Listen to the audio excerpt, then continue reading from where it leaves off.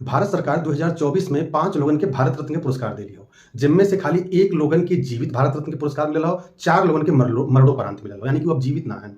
जिनमें से पहला नाम हो लाल कृष्ण आडवाणी के, जौन की भारतीय जनता पार्टी का एक बड़ा नेता हैं और आज जौन भाजपा दिखाती हो पार्टी के रूप में एकर नींव रखे वाला LK आडवाणी ही रहना राम मंदिर का मुद्दा उठाएगी। अब हम जीवित हैं तो उन्हें भारत रत्न भाजपा जरूर दी, काहे से कि पार्टी के कैडर का सवाल हो। दूसरा नाम जौन हो कर्पूरी ठाकुर को, कर्पूरी ठाकुर अब जीवित ना हैं, मरणोपरांत उन्हें पुरस्कार मिलल हो और उन बिहार में अदर बैकवर्ड का पिछड़ी जाति का बहुत बड़ा नेता रहना, जौन की उन 1977-78 से 1980 के बीच में बिहार के मुख्यमंत्री भी रहना और वहां पर OBC का बहुत बड़ा चेहरा है। अब उन्हें भारत रत्न देहले से जौन हो बिहार के अंदर OBC वोट बैंक जौन की आज की डेट में लालू प्रसाद यादव के पार्टी राष्ट्रीय जनता दल के साथ रहा, वो अब भाजपा की तरफ आई। ऐसा में राजनीति के गिल हो। उसके बाद में तीसरा नाम हो MS स्वामीनाथन का। MS स्वामीनाथन जौन है भारत में हरित क्रांति के जनक माना जाना, जौन की 1965 में भइल रहा। वही हरित क्रांति की ही वजह से भारत जौन हो अनाज के उत्पादन में आत्मनिर्भर हुई रहा। वह समय 1965 में जब उन हरित क्रांति भइल रहा तो लाल बहादुर शास्त्री भारत के प्रधानमंत्री रहे और जब वो प्रधानमंत्री रहते हुए उन जौन हो पूरे देश के लोगों की संबोधित कहना कि हर सोमवार के हम लोग उपवास रखब ताकि भारत के विदेश से गेहूं या फिर चावल न मंगवाए जा सके, ताकि देश पर कर्जा न बढ़े। लेकिन हरित क्रांति की वजह के कारण जौन हो MS स्वामीनाथन के कारण जौन हो भारत जौन हो अपने अनाज के उत्पादन में आत्मनिर्भर हुई है अच्छी तरह से। उसके बाद चौथा नाम है चौधरी चरण सिंह का। चौधरी चरण सिंह 1980 में भारत के प्रधानमंत्री बनल है कांग्रेस के समर्थन से, लेकिन एक भी दिन उन लोकसभा में प्रधानमंत्री के रूप में ना जा पाएंगे, काहे से कि इंदिरा गांधी जी अपनी पार्टी का समर्थन उनसे वापस ले लेंगे।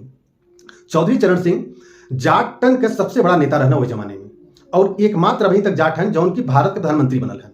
तो अब भारत सरकार तो अवार्ड दे दिले भारत रत्न चौधरी चरण सिंह के, लेकिन उससे वो जाट वोट के भी साधे का कोशिश भइल हो। और अभी रिसेंटली ही पश्चिमी उत्तर प्रदेश में राष्ट्रीय लोक दल का जो नेता है जयंत चौधरी, जो उनकी इनकर पोता है चौधरी चरण सिंह का, उनसे और भारतीय जनता पार्टी का सीट शेयरिंग का फार्मूला तय हो चुका है। मतलब इस पर भी चुनाव में फायदा भारतीय जनता पार्टी का हो जाता हो।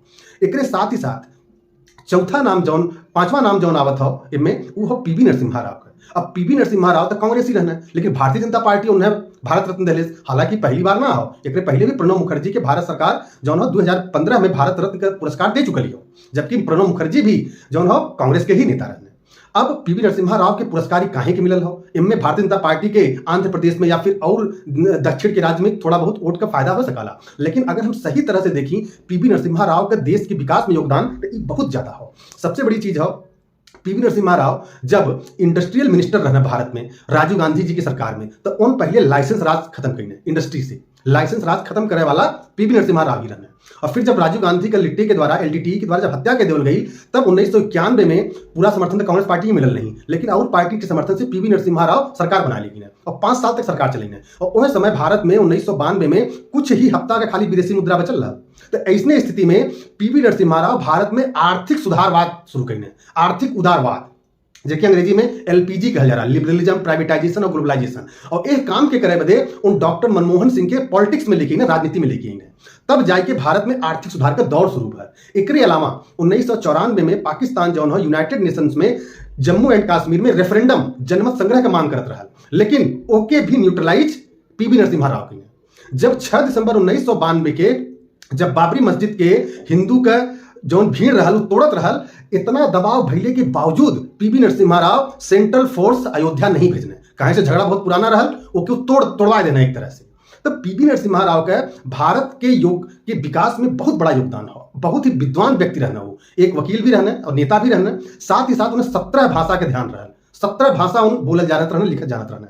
और जब प्रधानमंत्री पद से उन हटना, हालांकि उनके समय में BJP काफी आगे गई, उनके नीति रहल जौन भी बात रहल उस समय पर, लेकिन जब से सोनिया गांधी पार्टी में आई तब से जितना भी कांग्रेस का गलत काम रहल सब कुछ PV नरसिम्हा राव के ऊपर मढ़ देवल गल, सब कुछ। और स्थिति PV नरसिम्हा राव के इतनी खराब होगी लास्ट में, जब वो 2004 में दिल्ली में एक्सपायर हुई ना, उनके डेड बॉडी के कांग्रेस पार्टी के दिल्ली के मुख्यालय में भी ना जाए दे।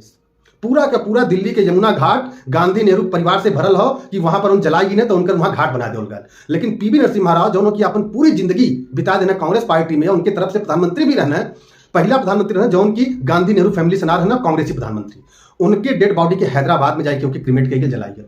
तो इस तरीके से उनका योगदान बहुत ज्यादा हो, इस वजह से भारत सरकार